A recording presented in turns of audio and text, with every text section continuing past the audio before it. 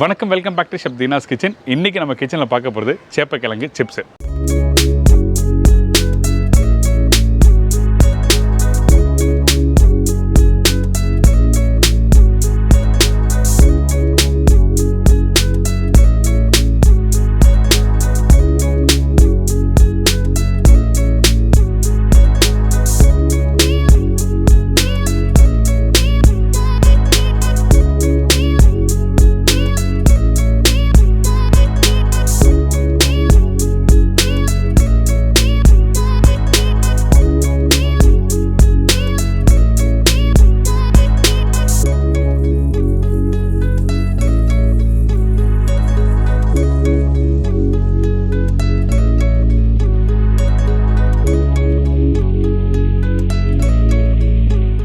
இந்த சேப்பக்கிழங்கு வச்சு நீங்கள் வீட்டில் குழம்பு பண்ணியிருப்பீங்க. அதாவது புளிக்குழம்பு, அப்படிலாம் காரக்குழம்பு, அப்படி இல்லைனா வறுவல் பண்ணியிருப்போம். அதாவது மிளகாத்தூள், தனியாத்தூள், மஞ்சத்தூள்லாம் போட்டு அப்படியே கடாயில் வேக வச்ச கிழங்கு போட்டு அப்படியே மிக்ஸ் பண்ணி நல்லா ட்ரையாக குக் பண்ணி எடுத்துருப்போம். ஆனால் இன்றைக்கி இந்த சேப்பக்கிழங்கு வச்சு இப்படி கிறிஸ்பியாக ஒரு சிப்ஸ் எப்படி பண்ணுறது தான் பார்க்க போகிறோம்.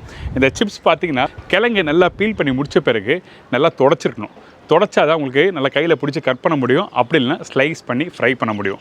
அப்படி இல்லை, நம்ம டேரெக்டாக பீல் பண்ணிவிட்டு அந்த தண்ணி ஈரப்பதத்தோடு நீங்கள் எடுத்து கட் பண்ணும் போதோ ஸ்லைஸ் பண்ணும் போதோ அப்படியே அப்படின்னா கை கண்டிப்பாக வெட்டுறதுக்கு வாய்ப்பு இருக்குது. அதனால் நல்லா தொடச்சிட்டு அதுக்கப்புறம் பேசிக்கான மேரினேஷன் தான் பண்ணியிருக்கேன். அதாவது கார்ன்ஃப்ளவர், அதுக்கப்புறம் சில்லி பவுடர் போட்டு ஜஸ்ட் லைட்டாக டஸ்ட் பண்ணிவிட்டு அதுக்கப்புறம் ஃப்ரை பண்ணிட்டு தான் நல்லா கிறிஸ்பியாக சூப்பராக வரும்.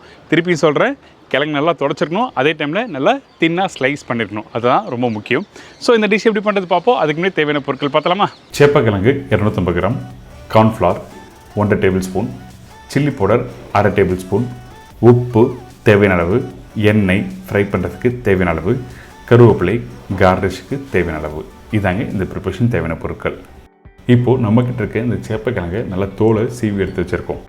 தோலை சீவி எடுத்து முடிச்ச பிறகு நல்லா வாஷ் பண்ணுங்கள். என்கிட்ட மண் இருக்கும். அதே டைமில் இந்த கிழங்கு 2 வகையான கிழங்கு காமிச்சிருக்கேன். 2 வகையான, ஒன்று சின்னது, ஒன்று பெருசாக இருக்குல்ல.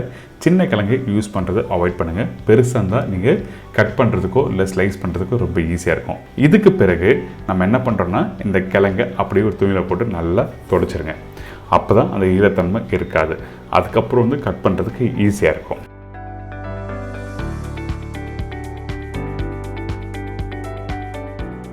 இப்போது இந்த கிழங்கு நல்லா தொடச்சாச்சு. இதுக்கப்புறம் நல்லா ஷார்ப்பான ஒரு கத்தி எடுத்துக்கோங்க. அந்த கத்தியில் தின் ஸ்லைஸாக கட் பண்ண ஆரம்பிங்க. கத்தி ஷார்ப்பாகனா தின் ஸ்லைஸாக கட் பண்ண முடியாது. அப்படி நீங்கள் தின்னாக கட் பண்ணிச்சின்னா உங்களுக்கு ஃப்ரை பண்ணும்போது கிறிஸ்பியாக கிடைக்காது. அதனால தின் ஸ்லைஸாக கட் பண்ண சொல்கிறேன். அப்படி இல்லை, எனக்கு இந்த கத்தியில் கட் பண்ணுறதுக்கு கொஞ்சம் கஷ்டமாக இருக்குன்னு நினச்சிங்கன்னா இந்த மாதிரி ஸ்லைஸர் எடுத்துக்கலாம். அதாவது வீட்டில் பஜ்ஜி போடும்போது வாழைக்காய் சீவுறதுக்கு ஸ்லைஸர் பண்ணல, இந்த ஸ்லைஸரில் இந்த மாதிரி நல்லா தின்னாக ஸ்லைஸ் பண்ணிவிட்டு அதுக்கப்புறம் ஃப்ரை பண்ண ஆரம்பிக்கலாம். எந்த அளவுக்கு தின்னாக ஸ்லைஸ் பண்ணுறோமோ அந்தளவுக்கு இந்த சிப்ஸ் நல்லா கிறிஸ்பியாக வரும். ஃப்ரை பண்ணும்போது உங்களுக்கு கொஞ்சம் கிறிஸ்பியாக வரலன்னு நினச்சிங்கன்னா அப்போ இந்த காய் வேகலைன்னு அர்த்தம். அதனால தான் தின்னாக ஸ்லைஸ் பண்ண சொல்கிறோம். இதுக்கப்புறம் மேரினேஷன் பண்ணலாம். இந்த மேரினேஷன் பண்ணும்போது கார்ன்ஃப்ளவர் 1.5 டேபிள் ஸ்பூன் அளவு போட்டிருக்கேன்.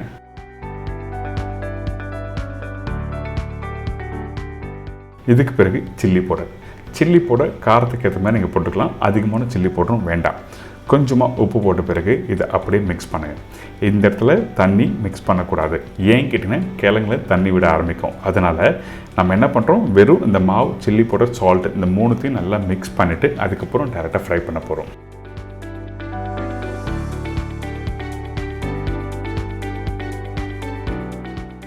அடுத்தது இந்த எண்ணெய் நல்லா சூடாக இருக்குது. இப்போ 1 by 1 போட்டு நல்லா ஃப்ரை பண்ணி எடுத்துருங்க. ஃப்ரை பண்ணும்போது அடுப்பு நல்லா ஹை ஃப்ளேமில் இருக்கணும். அப்போ தான் உங்களுக்கு கரெக்டாக அந்த டெம்பரேச்சர் அப்படியே ஸ்டே ஆகும். அதுக்கப்புறம் தான் உங்களுக்கு நல்லா கிறிஸ்பியாக எடுத்து சர்வ் பண்ணுறதுக்கு நல்லாயிருக்கும்னு சொல்கிறேன்.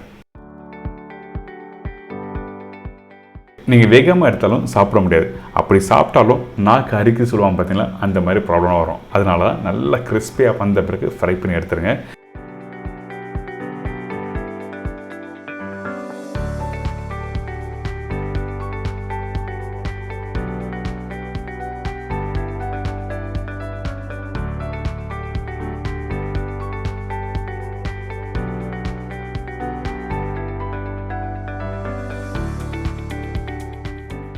ஃபைனலாக கொஞ்சம் கருவேப்பிலை போட்டு எடுத்து சர்வ் பண்ணால் ஒரு சூப்பரான சேப்பங்களுக்கு சிப்ஸ் ரெடி. இந்த ப்ரிப்பரேஷன் நீங்கள் வீட்டில் ஸ்நாக்ஸும் சாப்பிட்லாம், அதே டைமில் லஞ்ச் டைமில், டின்னர் டைமில் சைட் டிஷ்ஷாக நீங்கள் எடுத்துக்கலாம்.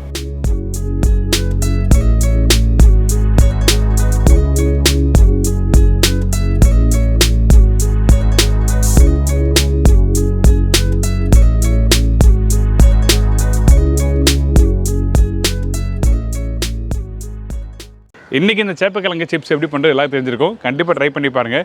ரொம்ப ஈஸி ப்ரிப்பரேஷன் தான். நம்ம வீட்டில் இருக்க காயை வச்சு எப்படி பண்ணுறது, பர்டிகுலராக இந்த லாக்டவுன் டைமில் ஒரு ஈஸியான ஸ்நாக்ஸு. இதுக்காக நீங்கள் கடைக்கு போய் வாங்க வேண்டியதுனால வீட்டில் எண்ணெய் இருக்கும், கார்ன்ஃப்ளவர் இருக்கும், சில்லி பவுடர் இருக்கும், கிழங்கு இருக்கும். ஸோ அதனால் ஈஸியான ப்ரிப்பரேஷன் தான். உடனே வீட்டில் ட்ரை பண்ணுங்கள். மறக்காமல் ஃபீட்பேக் கொடுங்க. இதே மாதிரி நாளைக்கு இன்னொரு விஷயம் சந்திக்கிறேன். நன்றி, வணக்கம். C you, bye, take care.